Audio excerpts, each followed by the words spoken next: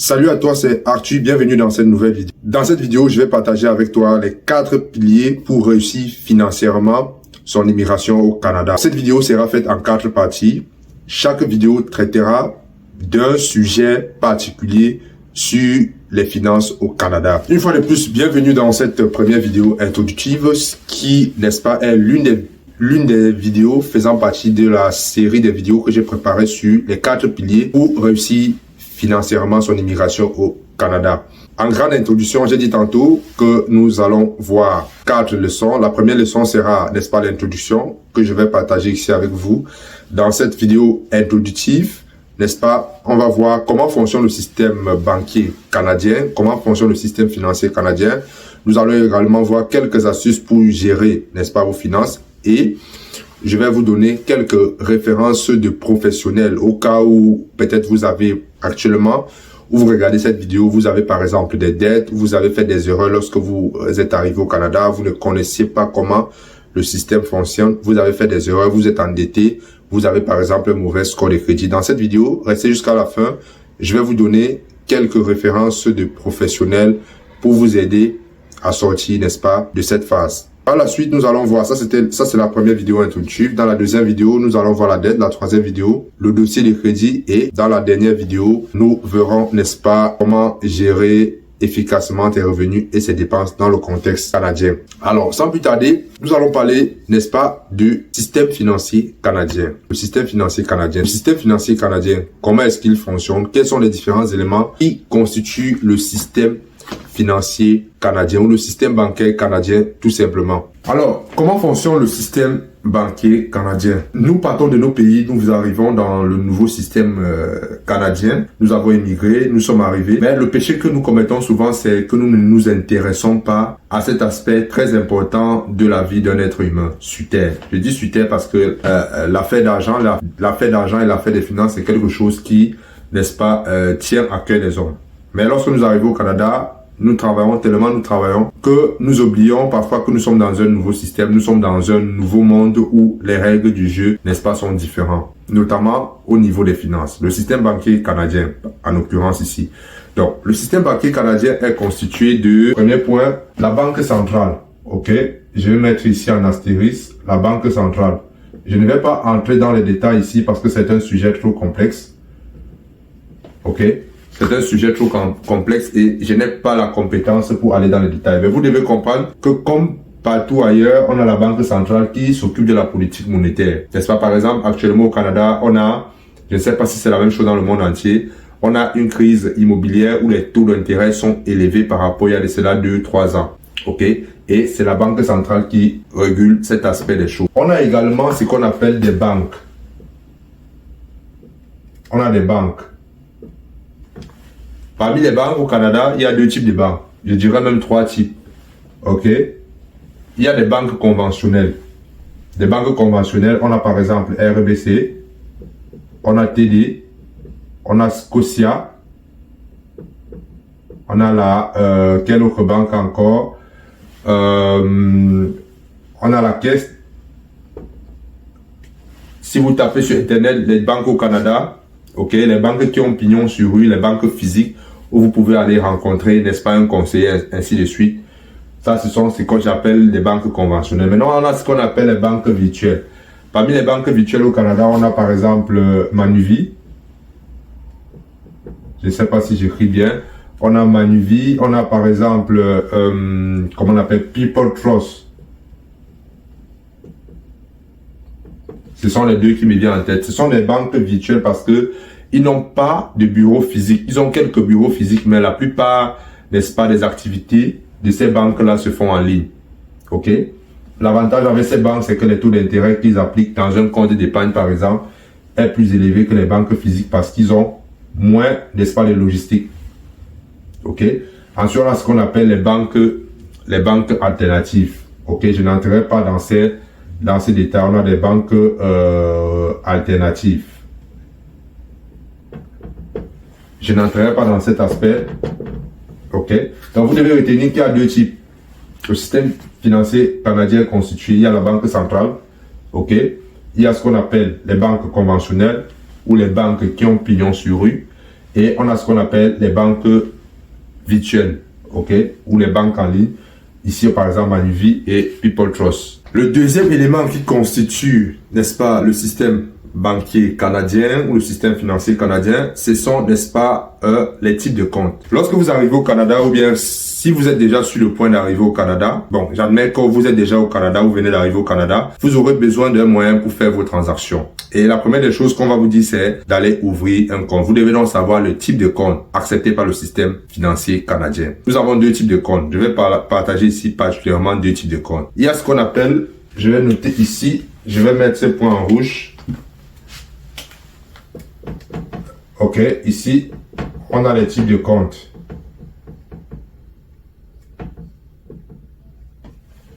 Parmi les types de comptes, on a ce qu'on appelle, j'ai pris des notes pour ne pas oublier les éléments. On a ce qu'on appelle les comptes courants. Ok. On a ce qu'on appelle les comptes courants. Votre compte courant va, n'est-ce pas, vous permettre par exemple d'émettre des chèques. C'est une pratique qui tend à disparaître, mais au Canada, il y a encore, cette pratique existe encore.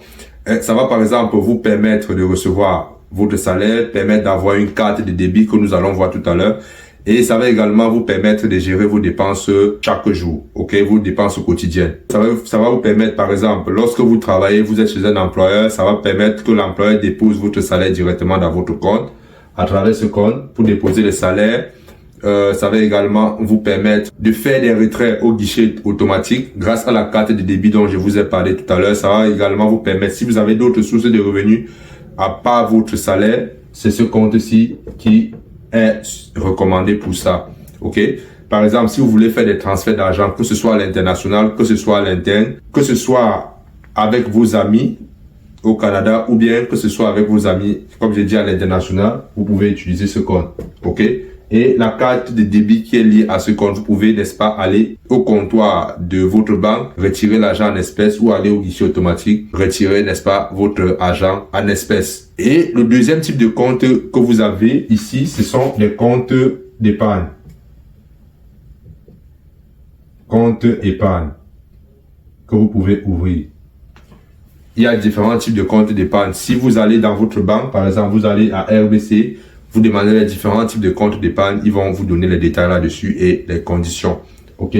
Ce compte d'épargne, comme vous indiquez le nom, comme le nom l'indique, c'est pour mettre de l'argent de côté. Par exemple, si vous avez un projet, par exemple, si vous voulez économiser, je ne sais pas pour acheter une maison, c'est ce compte qui est, n'est-ce pas, indiqué. Donc, au niveau, n'est-ce pas, du type de compte, je vais vous donner quelques conseils. Surtout lorsque vous venez d'arriver au Canada. Si vous venez d'arriver au Canada, il y a des banques qui, parce qu'on s'entend bien, ces comptes-là ne sont pas gratuits. Il y a des frais qui vous seront, n'est-ce pas, appliqués annuellement pour ces comptes. Ok? Il y a des frais qui sont ajoutés, dépendamment de la banque. Ok? Par exemple, moi, j'ai un compte où je paye comme mensuellement $8. $8 pour ce compte. Je pense que ce compte-là, c'est ici à la caisse. Ok? Je paye mensuellement $8 comme frais pour avoir un compte. Ok? Et ils vont vous offrir, n'est-ce pas, différents types de frais liés à votre compte. Par exemple, on peut vous dire, ok, le compte que vous avez, si vous payez $8, vous choisissez par exemple l'option de $8 par mois, on va vous autoriser 12 transactions au guichet automatique. Vous pouvez faire un retrait maximum de tel montant. Ok, ça dépend de la façon dont vous gérez, du nombre de transactions que vous faites sur votre compte. En fonction de ça, il y a un forfait qui vous sera alloué. Je répète encore, lorsque vous ouvrez un compte, il y a les forfaits pour chaque compte. Parce que les comptes courants, c'est pas gratuit. Ok?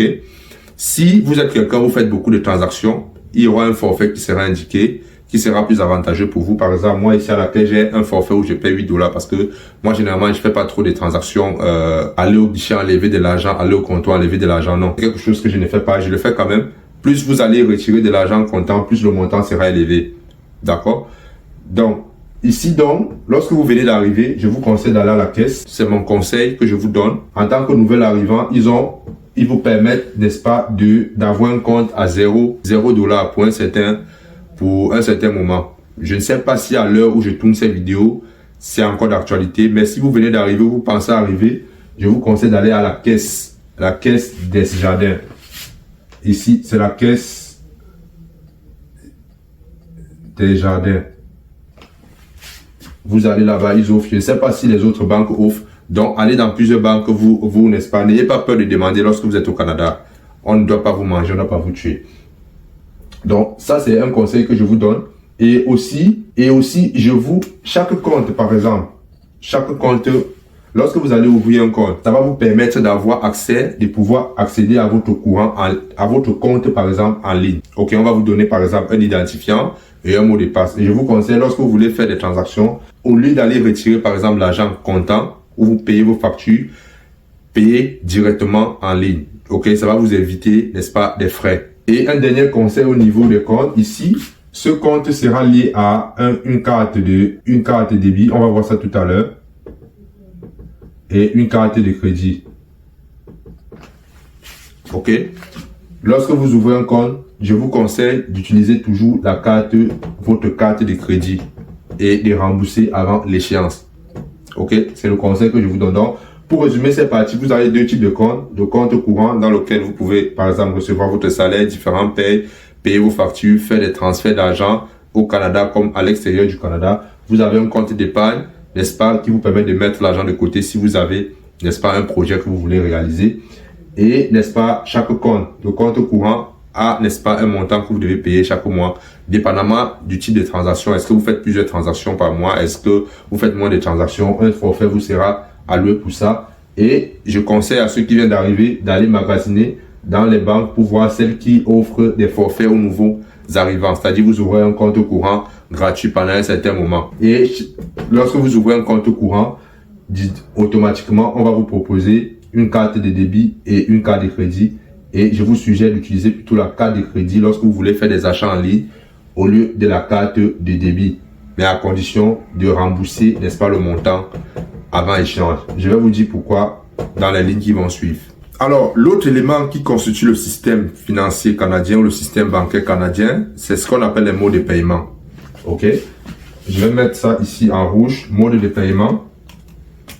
Les modes de paiement.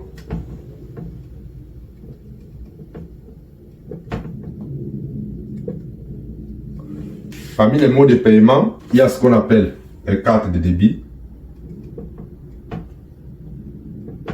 Il y a ce qu'on appelle les cartes de crédit. Il y a ce qu'on appelle les chèques. Il y a les chèques. Et il y a également, bien évidemment, ce que j'aime le plus, l'argent comptant. Moi, j'aime le plus l'argent comptant parce que j'ai une philosophie. Lorsque l'argent est à la banque, lorsque vous avez l'argent à la banque, pour moi, je suppose que ce n'est pas votre argent. Mais lorsque l'argent se trouve dans vos poches, c'est votre argent. Ça, c'est ma philosophie à moi. C'est pour ça que j'aime souvent avoir l'argent comptant. Ok? Donc, on va essayer de donner quelques éléments sur ces différents aspects. La carte de débit. Ok? La carte de débit. La carte de débit vous permet... je vais d'abord expliquer ce que c'est que la carte de débit. La carte de débit est liée à votre compte courant. Ok? Votre carte de débit est liée à votre compte courant. Je prends un exemple simple. Lorsque vous touchez votre salaire est directement déposé dans votre compte courant. Et à partir de la carte de débit, vous pouvez aller dans un guichet automatique, retirer de l'argent avec la carte de débit. Je ne sais pas si on se comprend. Avec la carte de débit, vous pouvez. La carte de débit également va vous permettre d'avoir accès à votre compte en ligne. Ok? Comme j'ai dit tantôt, lorsque vous allez ouvrir votre compte, on va vous donner une carte de débit, une carte de crédit. Et aussi, on va vous donner des accès pour aller en ligne, consulter votre compte. C'est avec cette carte. Avec cette carte-là, vous pourrez ouvrir votre compte, regarder par exemple toutes les transactions que vous avez faites sur votre compte, regarder par exemple le solde de votre compte. Ça va également vous permettre de payer les factures en ligne. Parce qu'au Canada, vous pouvez payer les factures en ligne. Vous pouvez retirer de l'argent, aller payer. Mais la pratique la plus courante pour payer les factures, c'est en ligne. Et vous allez la faire à partir, n'est-ce pas, la carte de débit va vous permettre d'avoir accès à votre compte en ligne. Et à partir de là, vous pouvez faire des paiements en ligne. Par exemple, payer votre facture de téléphone, payer l'abonnement Internet, vous pouvez le faire à partir, n'est-ce pas, de votre compte en ligne dont la carte de débit vous donne accès.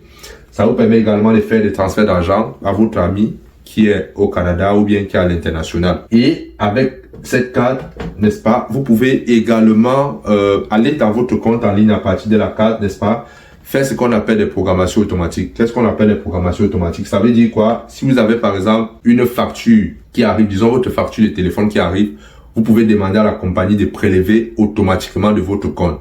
Ok? De faire ce qu'on appelle un prélèvement automatique de votre compte. Ok? Maintenant, la carte de débit. Avec la carte de débit qui est liée au compte courant, vous aurez aussi accès à votre, ou tout simplement avec la carte de crédit, vous aurez accès, n'est-ce pas, aux différentes transactions que vous avez faites sur votre carte de crédit en ligne. C'est quoi une carte de crédit? Une carte de crédit est généralement liée à un compte courant. Ok, la carte de crédit est liée à un compte courant. Et la carte de crédit, c'est comme, je vais prendre un exemple. C'est comme si on vous donne de l'argent gratuit. On vous dit, ok, je dis par exemple, Jules, on te donne une carte de débit qui a un montant de 1000 $ par exemple. Moi, quand je venais d'arriver, j'étais étudiant, j'avais une carte de crédit de 1000 $. On dit, tu peux utiliser cette carte-là, tu peux utiliser le montant qui est dessus sans payer des frais. C'est-à-dire, c'est vraiment gratuit, sans payer d'intérêt. Bien sûr, il y a l'intérêt. L'intérêt, qu'on vous donne sur cet argent, sur votre carte de crédit, l'intérêt est élevé. Il tourne autour de 19-20%. Parfois plus. Ok. Vous pouvez utiliser sur les 1000 $. Ok. Vous pouvez utiliser 300 $ au courant du mois. Et on vous dit les 300 $, il faut les rembourser par exemple avant le 21. Si vous remboursez avant le 21 du mois, vous ne payez aucun intérêt. Mais si vous remboursez après, vous allez payer l'intérêt de 19%, dépendamment du taux qui est appliqué à votre carte. Donc, il faut bien vous renseigner. Déjà, lorsque vous allez ouvrir votre compte courant, ok, lorsqu'on va vous remettre les deux cartes, tout, n'est-ce pas, les éléments seront bien spécifiques là-dessus. Comme je disais tantôt, lorsque vous allez arriver au Canada, vous devez aussi comprendre que il est possible d'ouvrir deux comptes. Ok, vous pouvez avoir deux comptes bancaires. Par exemple, ceux qui font 2 jobs, 3 jobs, vous pouvez décider que chaque job, le salaire va dans, par exemple, vous pouvez ouvrir un compte à REBC, un compte à TD, un compte, ainsi de suite. Mais lorsque vous venez d'arriver, je vous suggère d'avoir un seul compte dans une seule banque. Ok, un seul compte dans une seule banque. Et si vous n'êtes pas à l'aise avec utiliser la carte de crédit qui a un taux d'intérêt élevé, je vous conseille de, n'est-ce pas, non, je peux pas vous dire de ne pas l'utiliser parce que c'est avec ça que vous allez bâtir votre historique de crédit qu'on va voir dans la prochaine vidéo. C'est à partir de votre carte de crédit. Nous sommes dans une société qui fonctionne avec le crédit. Donc, si vous n'utilisez pas le crédit, ça sera difficile pour vous. Donc, ça sera important. Ben, et s'il y a le chèque, par exemple, je prends un exemple, le chèque est appliqué lorsque vous êtes à l'international, vous êtes à l'étranger, vous inscrivez dans une université. Parfois, il demande d'émettre un chèque d'une banque canadienne. Ok? Un chèque, par exemple, si votre garant au Canada, vous pouvez lui dire, ok, il va à la banque va lui donner un chèque, il va remplir et il va, n'est-ce pas, aller déposer ça dans votre école. Si l'école demande de l'argent, un chèque pour prouver que vous avez de l'argent pour votre inscription. Donc, l'argent comptant, nous tous, nous savons comment ça fonctionne. Donc, je ne vais pas aller dans ces détails. Donc, pour résumer cette partie, vous aurez les cartes de crédit, les moyens de paiement, carte de crédit, carte de débit, chèque et argent comptant.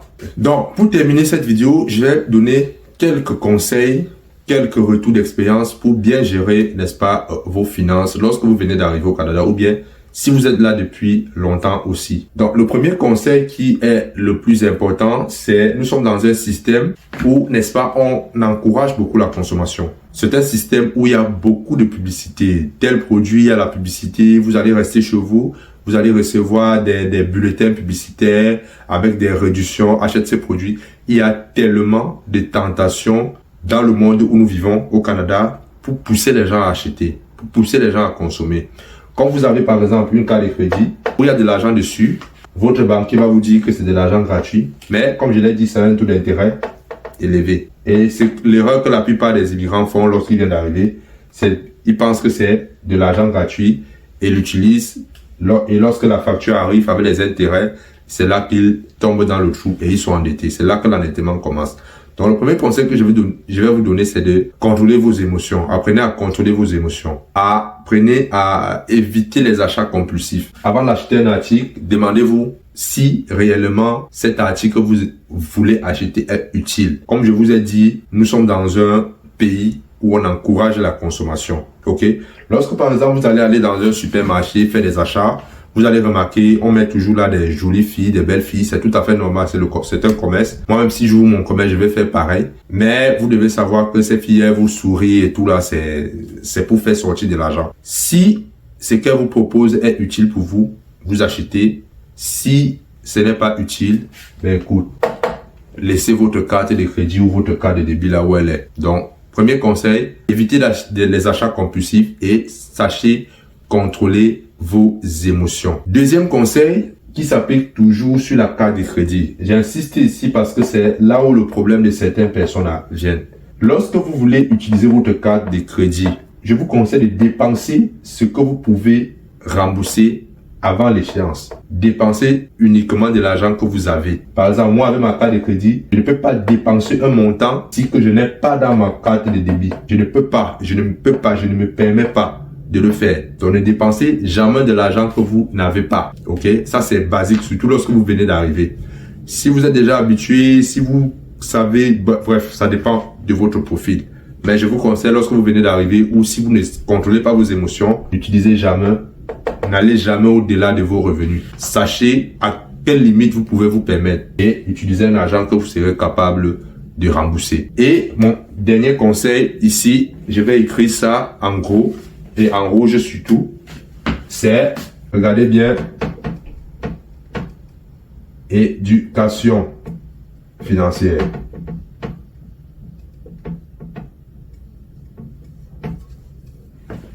Dernier conseil, qui est certainement le conseil le plus important, c'est de vous éduquer financièrement. Tous ces éléments que je vous donne et que je donnerai dans d'autres vidéos, nous aurons comme ça 4 vidéos, c'est parce que je suis allé m'éduquer financièrement. Et je continue d'ailleurs à m'éduquer. Je suis allé m'éduquer financièrement et je continue à m'éduquer parce que le système est très vaste. Les systèmes changent en fonction de l'évolution des choses, en fonction de l'évolution du monde. Le système change. Par exemple, la carte de crédit, lorsque j'ai rencontré certaines personnes ici au Québec, ils m'ont dit, par exemple, que à une époque, le taux d'intérêt n'était pas à 19%, c'était plus que ça. Le taux d'intérêt n'était pas à 19%, c'était plus que ça. Et toujours en faisant mes recherches, en regardant un peu l'histoire, comment est-ce que le gouvernement américain a introduit, n'est-ce pas, la carte de crédit, je me suis rendu compte que, ben, écoute, c'est tout un autre domaine. Et peut-être je ferai une vidéo pour vous raconter l'histoire. C'est important de comprendre comment est-ce que et pourquoi est-ce qu'on a introduit cette carte de crédit. Ok, c'est une bonne chose si vous savez comment l'utiliser, mais si vous ne savez pas, comme je l'ai dit, vous ne savez pas contrôler vos émotions, cette affaire ou bien simplement l'endettement va, n'est-ce pas, vous conduire à votre perte. Maintenant, la dernière partie pour conclure, comme je l'ai dit, si vous savez actuellement vous êtes endetté, vous avez un mauvais score de crédit, vous êtes au Canada et vous savez cette difficulté-là, je vais mettre mes coordonnées en dessous de cette vidéo. Écrivez-moi, je vais vous donner les références d'un professionnel. Je ne peux pas donner son nom ici publiquement parce que je n'ai pas l'autorisation. C'est quelqu'un que je connais. La personne va vous aider, n'est-ce pas, à résoudre ce problème-là. Ça ne sera pas rapide là, ça va prendre le temps parce que pour arriver là où vous êtes, ça a également pris le temps. Donc, je vais mettre mon adresse courriel en bas de la vidéo et ce sera gratuit. Ok, pour que je vous réfère à la personne, ça sera gratuit. Mais la personne, certainement, elle va vous aider, elle va vous charger. Quand on dit charger, ça veut dire peut-être, elle va